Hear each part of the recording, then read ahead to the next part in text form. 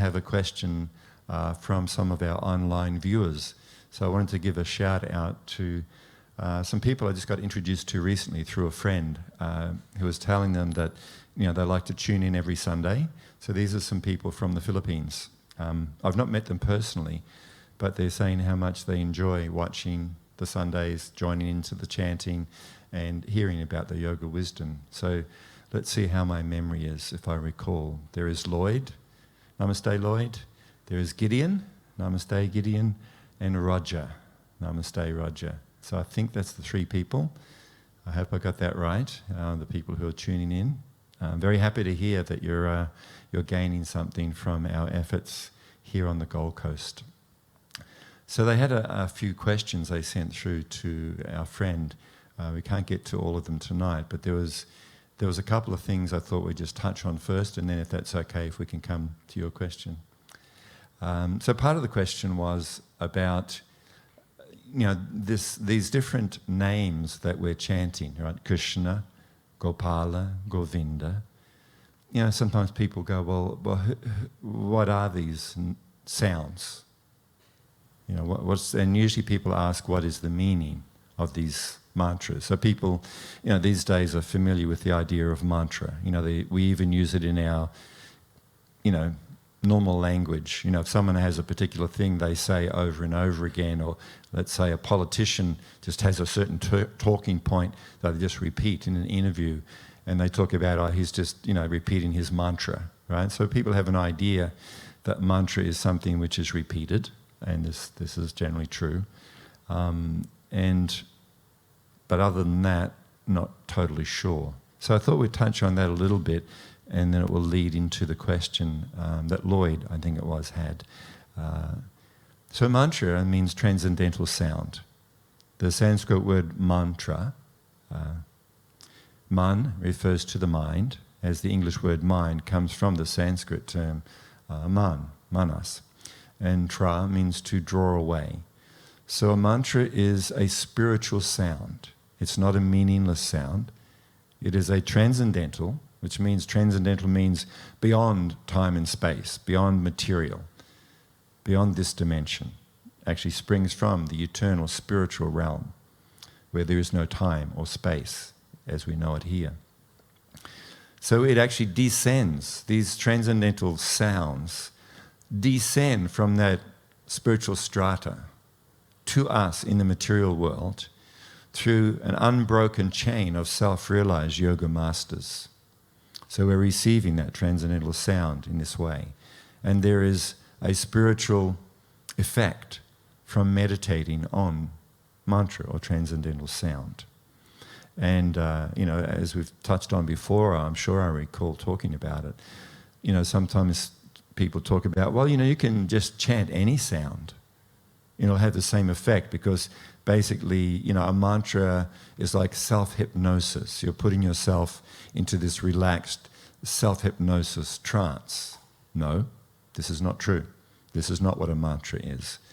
So people who, say you can use any sound, basically you can make up any sound. Table, table, table, butter, butter, butter, cow, cow, cow, one, one, one. What would happen if you were chanting these for 2 hours on a Sunday? We'd change them up a bit. It would be cow, butter, butter, cow, or, table, table, chair. We'll mix it up for you. We'll work out the lyrics. How do you think? How many people might come back week after week after week? And how many times would we show up to sing that cow, butter, table, chair, You'd show up one Sunday and we wouldn't be here because we just couldn't handle singing it. What would happen is it would drive you crazy, right? My spiritual teacher talked about this. I remember one time he was saying when he was a kid and his parents would drive him to school. In those days you'd listen to the radio, and there was something like there's this jingle for some chewing gum. Double your pleasure, double your fun. What is it? Double your pleasure, double your fun, chew double mint gum. How's that it's a mantra, I remembered it. Double your pleasure, double your fun, chew double mint gum. So this was the mantra that was repeated, the jingle over and over again. So you're just listening to this, and it just drives you crazy. You can't get it out of your mind. It's like an earworm. But that's the effect of material sound vibration, whether it even be a song, a particular song you like, or a tune. You get sick of it. It's material, has a use-by date. Transcendental sound is not like that, because it does not have a use-by date. It is completely spiritual. It is of the same nature as we are. It is of the same nature as the Supreme Soul, or God. In fact, it's described in the yoga teaching that these are names of the Supreme. Names of the Supreme, not meaningless sounds. And not every sound is a name of the Supreme. So therefore it does not have the same effect. So the names of the Supreme being non-different from the Supreme, and as the Supreme is all beautiful, all loving, all powerful, so these names which are non-different from the Supreme are also all pure and all purifying. So this is why we can actually sing them week after week after week, in fact day after day after day, and we don't get tired of them. There is a deeper and a deeper experience had the more that we meditate on them. So this is mantra. It connects us to the Supreme, to the Divine, to God, of whom we are part. So one of the questions that Lloyd had is, is the name Krishna in the Holy Bible, the Christian Bible? Well, the short answer is that exact name, Krishna, is not to be found in either the Jewish Bible or the Christian Bible. It is not to be found there in that form. But we understand from, again, Vedic teaching, where Chaitanya Mahaprabhu explains that the Supreme Soul has hundreds and millions of names. As the Supreme is unlimited, there are unlimited names of that one Supreme Soul. So I know we speak about this regularly. So Krishna is not a Hindu god. Allah is not a Muslim god. Jehovah is not a Christian god. These are different names of that one Supreme cause of all causes, that one Supreme Soul. So in the Christian Bible, for instance, there are many, many names. I'm not a scholar or anything like that, but there's some I'm aware of. Eloi, El Shaddai, Abba. These are some that immediately come to my mind. These are different names that refer to this one Supreme Being. And they all have different meanings. Therefore, there are these different names. It means God is the rock of my life. God is my shelter. Abba, Christ used the name Abba, meaning my Father, our Father who art in heaven.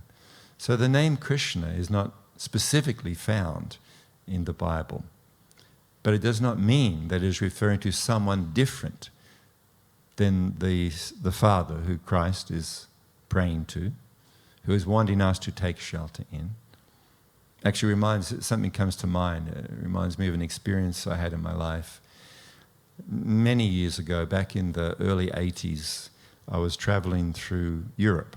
I went through Asia, and I ended up in the UK, I ended up in England, caught a bus up to Scotland, and along the way on the bus I met this young lady, and we became friends, more than friends. So we had a relationship, and I introduced her to this practice of meditation, this 1982-ish, somewhere in 83, 84, somewhere around about there. And I had some friends who lived in London, and when, although she was going to university in Scotland, on break would come down to London, and we would go to some kirtans and things, and I taught her how to chant, meditation, mantra meditation on beads called japa, which she would do, and, different things like that. Was reading about, reincarnation, understood, explained that Krishna is a name for the Supreme. So this one particular time, so our relationship was very close. We thought that we were each other's soulmate. We found what we'd been looking for in each other. So she had to go back up to Scotland to go to university, and I had to work in London. So we were separated, and she was meant to come down from Scotland to London on a break over Easter. She was a bit of a party girl.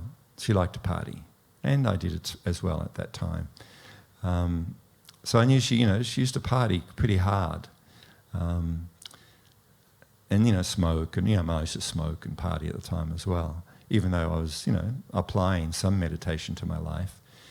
So she didn't show up on the weekend when she was going to come to London. So we called up, and she told me that over the phone that she wouldn't be coming down to London as we'd planned. Okay. So I'm thinking, what's going on? She said, and by the way, I was up at the Wallace Monument, because her university was near what's known as the Wallace Monument. It's Braveheart. The movie Braveheart was made after about this guy, Scottish guy. So the university was near there, and there was this castle monument thing there. She said, I was up at the top of the Wallace Monument last Saturday with George. I can't remember his name. And I threw my cigarettes over the edge of the monument, and I don't smoke anymore, and I don't drink, and I don't party anymore. Okay, I was pretty heavy-duty partier before this. And I said, you've become a born-again Christian, haven't you? And there was like this draw of breath. How do you know? Mystic. I know these things. No, the answer was very simple. George, the guy that she was with, was the head of the Christian mission on the university campus, because I'd met him when I was staying at the university myself. So I was like, But she thought there was something deep spiritual happening. It was just, I remembered the guy, And so anyway, long story short, the point I'm getting to is that, she ended up coming back to London. We end up, meeting, getting together. And why I bring this up is because she told me, she said, I love you. That just made me feel so happy. And I want us to be together. Another. And I feel like you're my soulmate. 3 in a row is like 3 strikes and you're out, right? But you have to give up this chanting. Because Krishna is not in the Bible. Because she's gone through the Bible with the head of the Christian mission thing at the university, and he pointed out this name is not anywhere in the Bible. This is why I bring up the story. So she said, unless you give that up, we cannot be together because, this and that, this and that. Well, I was pretty attached by then. So I thought to myself, am I so convinced about what I'm doing that I'm prepared to give up the love of my life? Well, I thought about it. So anyway, obviously I'm here. So the short answer is no, I didn't. I wasn't prepared. But what I take it as being was she was. In other words, I said to her, you don't have to give up your practice of, following the teachings of Christ. I fully appreciate that Christ is the Son of God, the representative of God, and deeply appreciate if someone follows his life and teachings, then this person will come closer to God. So I'm fine if you continue, read the Bible or whatever, but you must allow me to. Anyway, she said no. The answer was no. And all because, again, getting to this question, because the name Krishna is not in the Bible. Therefore, it cannot be real, because only things in the Bible are real. Anything outside of the Bible cannot be real or true. So it was a very sad thing. But what happened to me is that it was a catalyst for me to dive very deep into my own spiritual practices and what I was learning, the teachings that I was trying to follow, adhere to, apply in my life, use as the guiding light to my journey through life. And I realized that I'd made mostly, not totally, that's not true. I was going to say mostly my appreciation was superficial, but that's actually not true. It wasn't superficial. But it wasn't so deep. So deep. So now I went back and started to hear again, and started to study and consider and pray. Well, the understanding that I came to convinced me that no, this is not different than what Christ is teaching. It's not something different. In fact, it is an expansion upon what Christ taught, not different than. You know, like Christ said, "Our Father, who art in heaven, hallowed be thy name." Hallowed means holy. Holy is your name. And there are many, so many names of the Supreme found in what it is called the Old Testament and the New Testament, or the Jewish Bible, the Torah, and the Gospels, etc. Relating to Christ. There are many names. If you go back to not being translated into English, for instance, there are many names like this: Eloi, El Shaddai, Abba, etc. Many names. And then in the Islamic tradition, the Torah, the Quran, I'd also come across this beautiful song that I'd heard where they chant the 99 names of Allah. It's so beautiful. It is actually kirtan. If you do a Google on it and there's people singing, it actually touches your heart. And these are all, it's not just Allah, Allah, Allah. It is all these different names that refer to different qualities of that one supreme soul. So my understanding from all of this, whether a particular name is found in the Bible or not, it does not mean that this particular name, therefore, is not a name of the Supreme. Even logically, so to speak, if we understand that God is unlimited, therefore there must be unlimited names that refer to that unlimited Supreme Soul. Does this make sense? So then we look at what the names mean. So Krishna means the all-attractive, that God is the most beautiful. This is what Krishna means. Who can deny? Would the Christian deny? No, God is the most ugly. God is not beautiful. God is not wise. God is not all-loving, unconditionally loving. No, these are the names. This is what Krishna means, these qualities. So how can we say this is a different God than the God found in the Bible? No, it's not. It's one of the many names. And Krishna is the most beautiful name. It is actually a name of love. Some of the names of the Supreme are more formal. What's that? Oh God, how great thou art, I think was one of the hymns, I think in the Anglican tradition. Oh God, how great thou art. Yes, God is great, this is true. But there are many names which refer to a more intimate, personal and loving relationship with the Supreme. It's like referring to someone as king, right? King.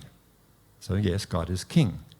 But it means the relationship we have with that person is from afar and not very close. But what does, those who are a bit closer to him, to Mr. Charles, King Charles, right? They call him Silly Charlie or who knows what, right? Sweetie. Someone might even call him sweetie, darling, honey. You have a closer relationship with the king.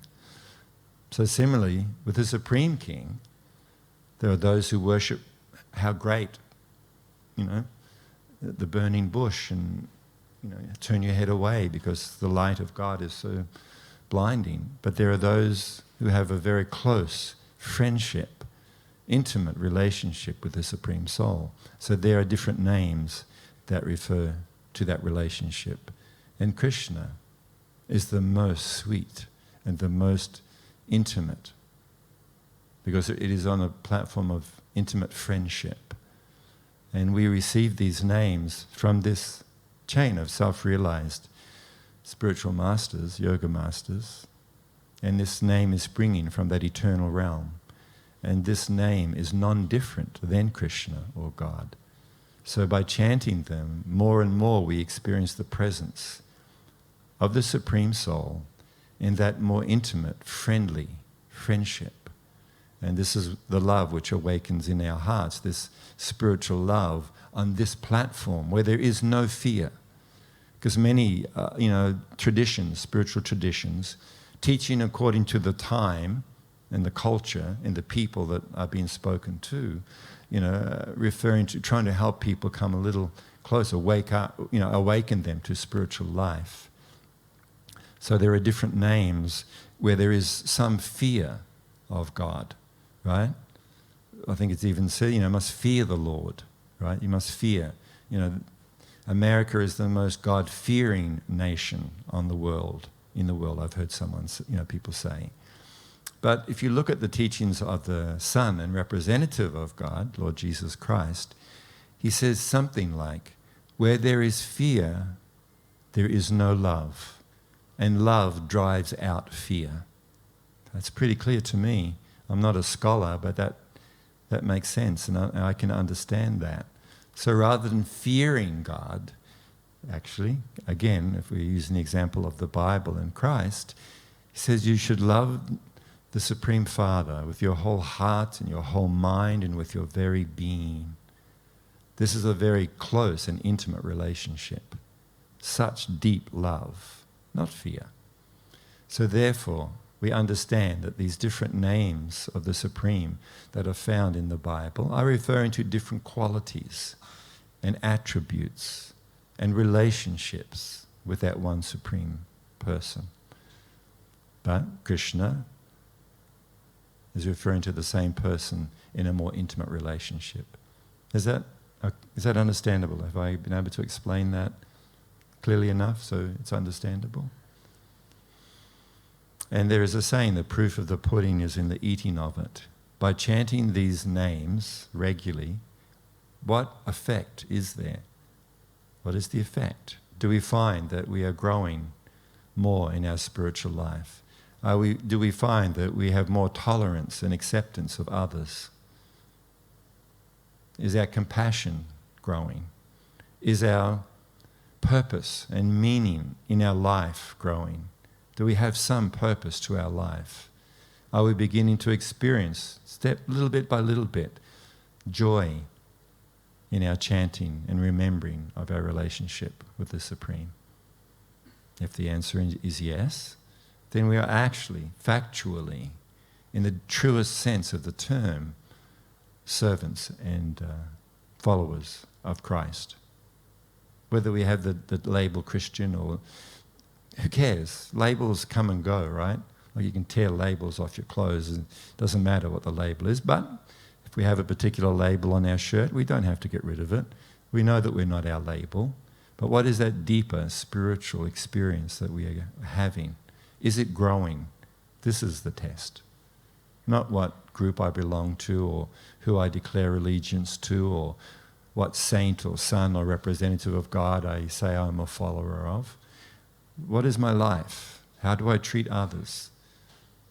Do I understand increasingly who I am and what my purpose in life is? Am I becoming attached more and more to the Supreme? As we talked about last week, our friend Krishna Stokaladas practiced, this practice, this spiritual sadhana of yoga, and he left his body, a week or more ago, being attached to Krishna through his holy names. So he was able to leave this world. He was able to go through the jaws of death peacefully, not kicking and fighting and struggling and afraid and fearful. Situated in self-realization, understanding aham brahmasmi, I am spirit. I'm the eternal spark of the Supreme Spirit. My shelter and joy, happiness, my attachment is to the Supreme. Let me take shelter in the Supreme, in life and in death.